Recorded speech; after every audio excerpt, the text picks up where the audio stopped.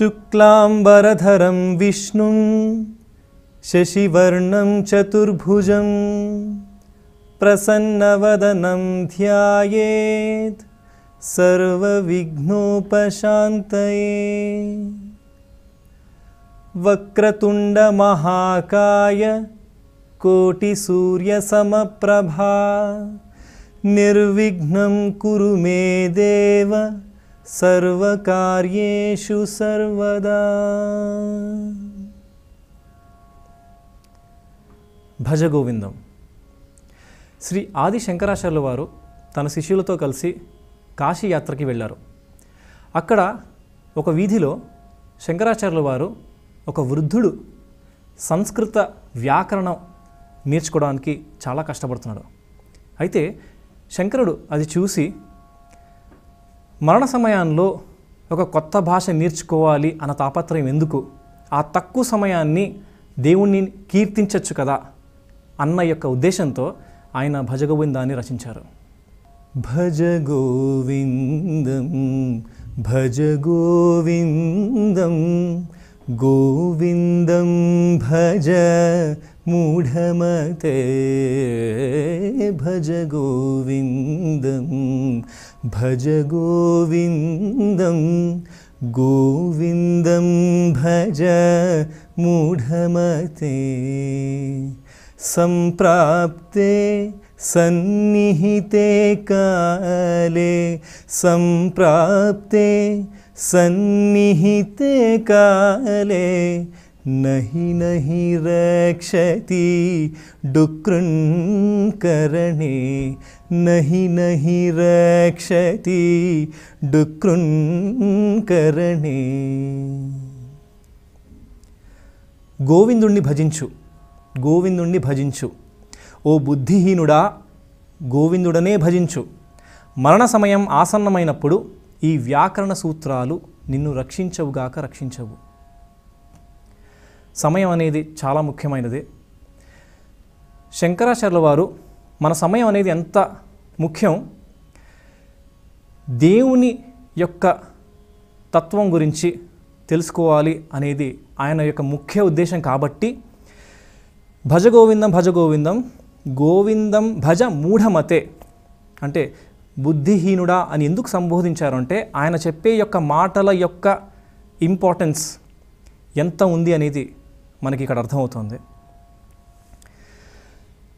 భజ గోవిందం భజ గోవిందం గోవిందం భజ మూఢమతే సంప్రాప్తే సన్నిహితే కాలే సంప్రాప్తే సన్నిహితే కాలే నహి నహి రక్షతి డుక్రున్కరణే నహి నహి రక్షతి డుక్రున్కరణే. మూఢజహీహి ధనాగమతృష్ణాం కురు సద్బుద్ధిం మనసి వితృష్ణాం యల్లభసే నిజ కర్మోపాతం యల్లభసే నిజ కర్మోపాతం విత్తం తేన వినోదయచిత్తం విత్తం తేన వినోదయచిత్తం.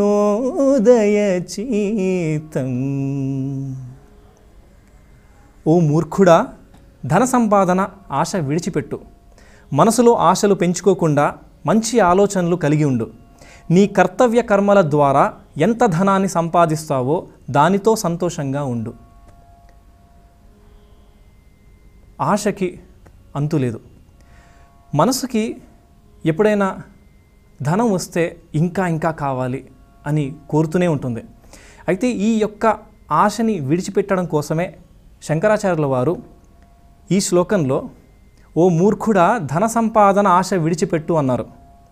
మన కుటుంబానికి ఎంత అవసరమైతే అంతవరకు ముఖ్యంగా చూసి తర్వాత దాని గురించి మర్చిపోయి ఆ సమయాన్ని దేవుని యొక్క కీర్తించు మూఢజహీహి ధనాగమతృష్ణాం కురు సద్బుద్ధిం మనసి వితృష్ణాం యల్లభసే నిజ కర్మోపాతం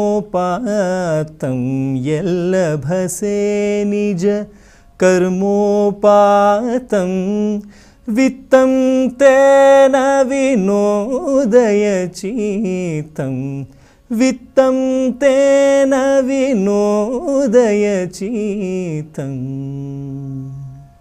యావద్విత్తోపార్జనసక్తః తావన్నిజ పరివారో రక్తః యావద్విత్తోపార్జనసక్తః తావన్నిజ పరివారో రక్తః పశ్చాజ్జీవతి జర్ఝరదేహే పశ్చాజ్జీవతి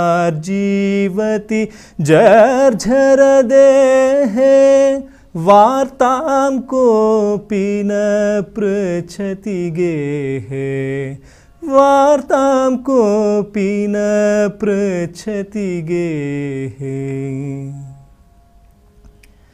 ఎంతవరకు ధన సంపాదన చేయగలుగుతారో అంతవరకే తన వారంతా ప్రేమగా ఉంటారు. దేహం కాస్త సడలిపోయి ఏ పని చేయగల శక్తి లేనివారైతే ఇక ఇంటిలో ఎవ్వరూ పట్టించుకోరు, కుశల ప్రశ్నలు కూడా వేయరు. శంకరాచార్యుల వారు మనకి ముందుగానే ఒక ఆలోచనని మనకి అందించారు. అయితే మన కుటుంబ సభ్యులు కూడా మనకి ధనం ఉన్నంత వరకే మనకి విలువిస్తారు అని ముందరి నుంచే ఆయన మనందరం డిటాచ్మెంట్ అనేది ఉండాలి అనేది ఈ యొక్క శ్లోకం ద్వారా మనకు చెప్తున్నారు. అయితే శంకరాచార్యుల వారు ఎందుకు ధనం గురించి ఇంత ముఖ్యంగా చెప్తున్నారు అంటే, మనస్సు దేని వైపు వెళుతోందో దాన్నే మనం పట్టుకుని మళ్ళీ ఆ దేవుని యొక్క స్మరణలో దానికి దారి చూపించాలి అన్న ఒక ఉద్దేశంతో ఆయన మరీ చెప్తున్నారు. ఎంతవరకు అవసరమైతే అంతవరకే సంపాదించాలి. యావద్విత్తోపార్జనసక్తః తావన్నిజ పరివారో రక్తః పశ్చాజ్జీవతి జర్ఝరదేహే వార్తాం కోపి న పృచ్ఛతి గేహే. మా కురు ధనజన యౌవన గర్వం హరతి నిమేషాత్ కాల సర్వం. మా కురు ధనజన యౌవన గర్వం హరతి నిమేషాత్ కాల సర్వం. మాయామయమిదం అఖిలం హిత్వా బ్రహ్మపదం త్వం ప్రవిశ విదిత్వా బ్రహ్మపదం త్వం ప్రవిశ విదిత్వా.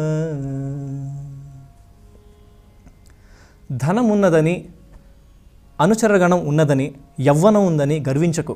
ఈ మొత్తం ఒక్క నిమిషంలో హరించిపోతుంది. ఈ ప్రపంచమంతా భ్రమతో కూడుకున్నది. మాయాజాలమని తెలుసుకుని ఆ పరమాత్మ స్థానాన్ని గ్రహించి అక్కడకు చేరుకో. ఆత్మానుభూతిని చెందు. ఆత్మానుభూతి అనగా ఏంటి? ఆదిశంకరాచార్యుల వారు అద్వైత సిద్ధాంతాన్ని ముఖ్యంగా మన భారతదేశానికి అందించారు. అయితే అద్వైతం అనగా ఏంటి? ద్వైతం అంటే రెండు, పగలు రాత్రి, మంచి చెడు, పాపం పుణ్యం, నువ్వు నేను, ఇలా విభజన ఉంది.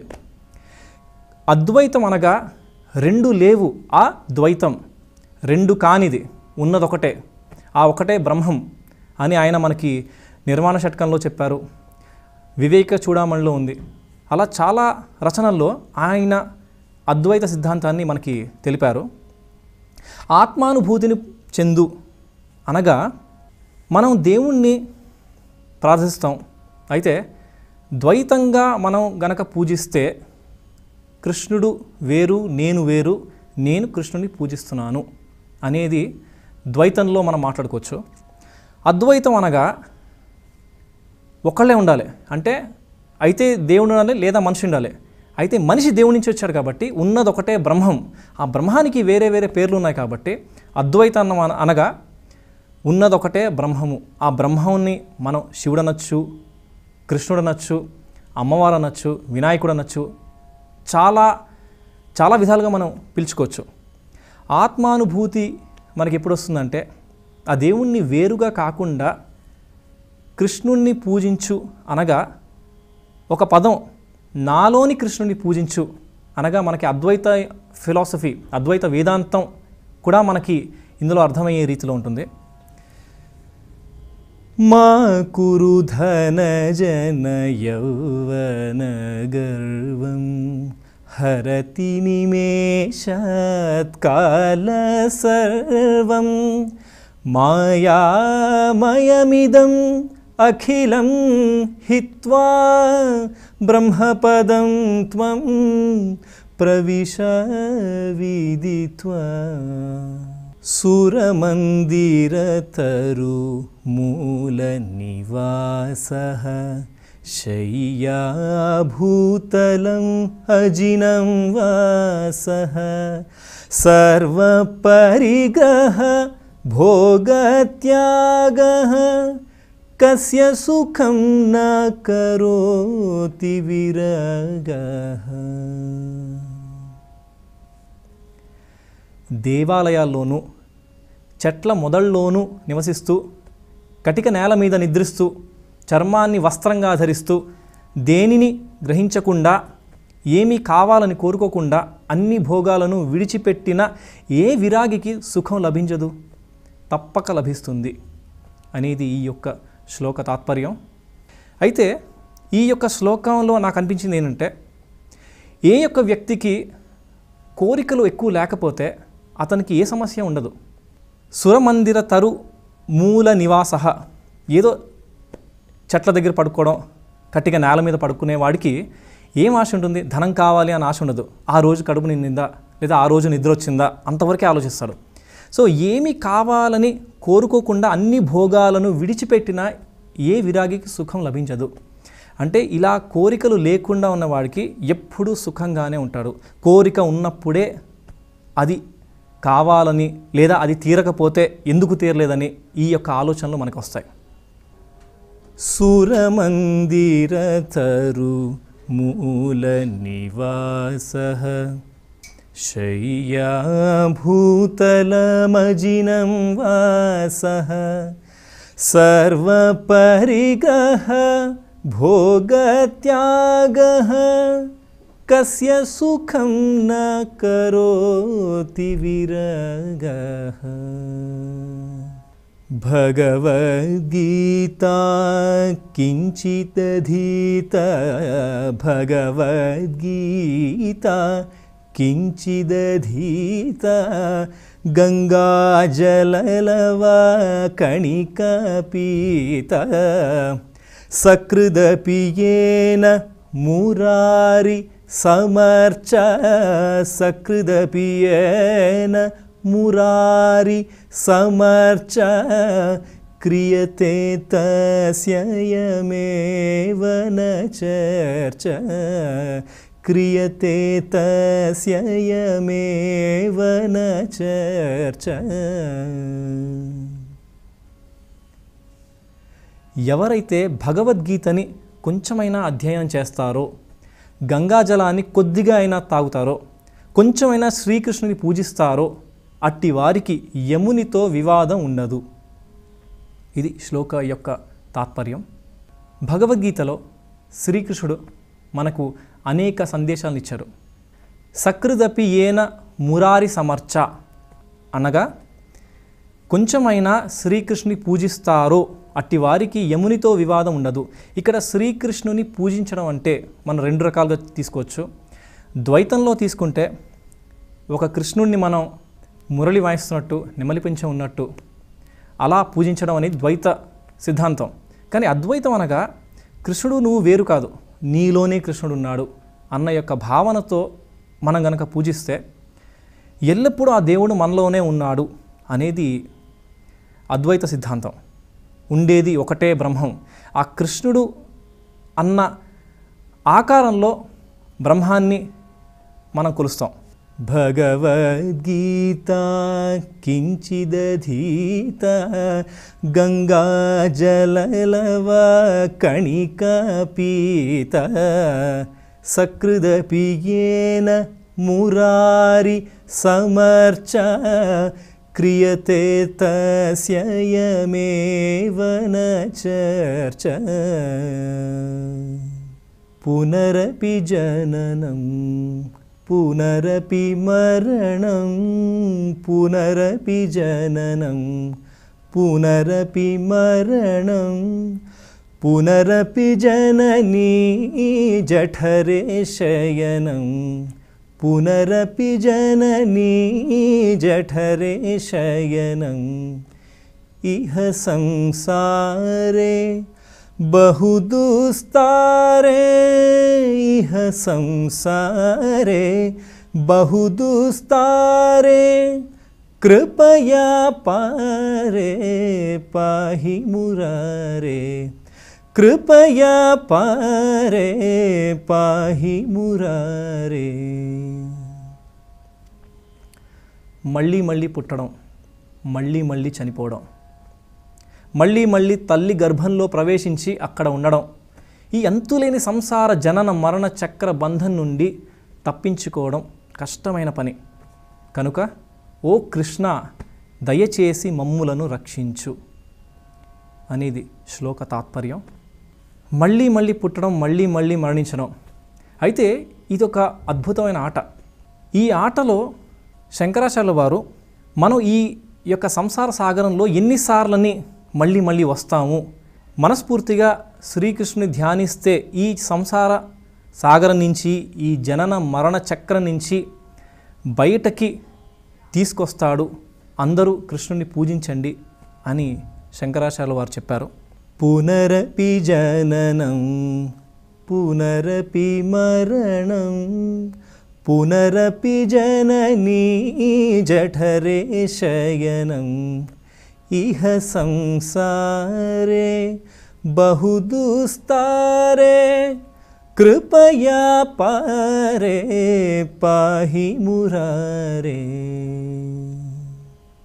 गेयं गीता नाम सहस्रं ध्येयं श्रीपति रूपमजस्रं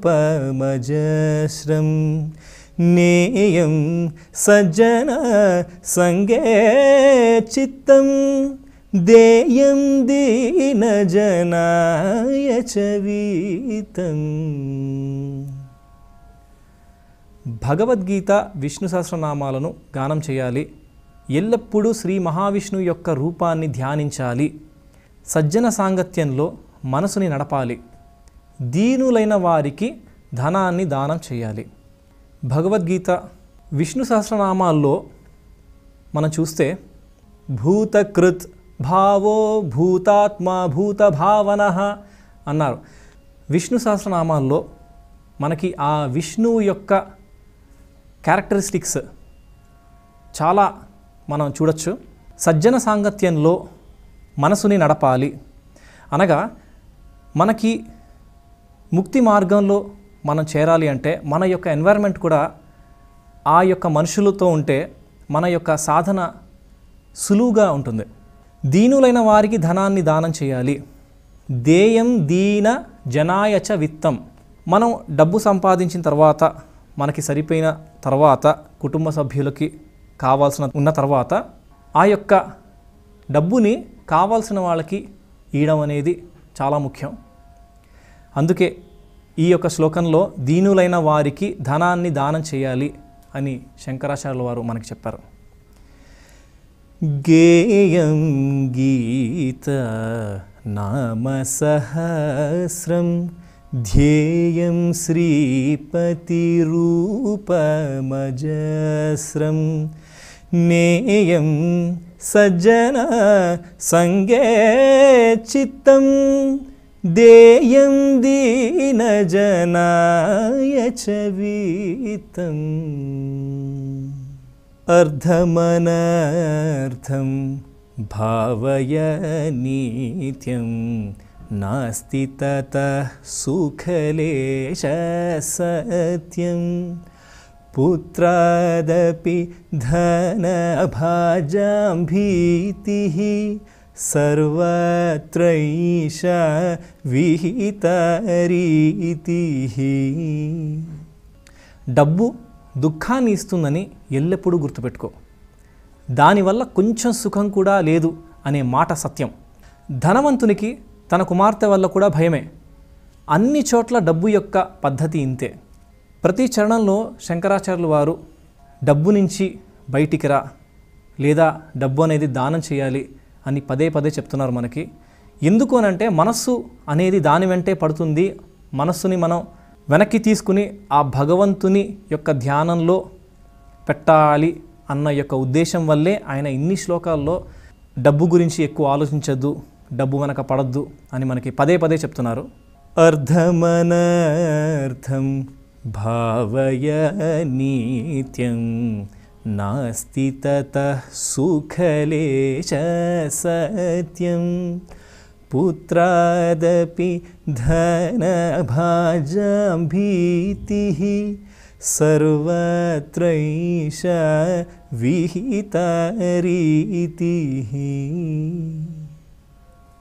గురుచరణాంబుజ నిర్భర భక్తః సంసారాదచిరాద్భవముక్తః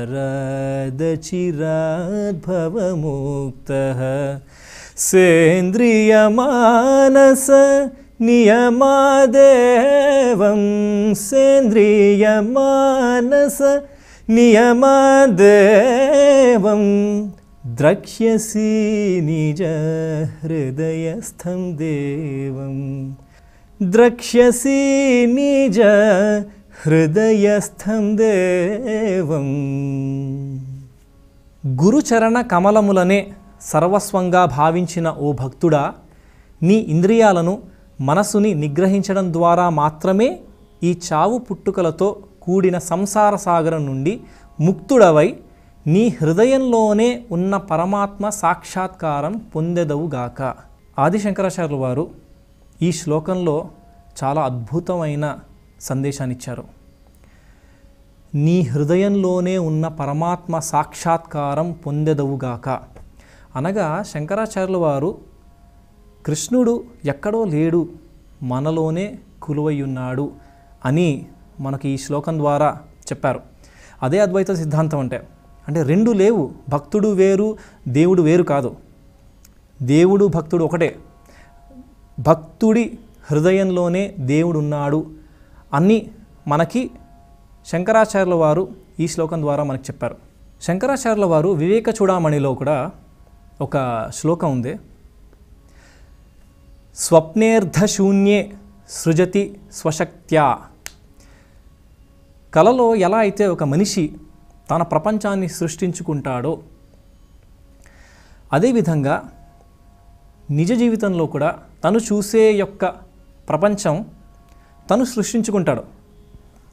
కలలో ఉన్న ప్రపంచానికి నిజ జీవితంలో ఉన్న ప్రపంచానికి తేడా ఏమీ లేదు అని శంకరుల వారు అన్నారు. లోపల వేరు బయట వేరు కాదు.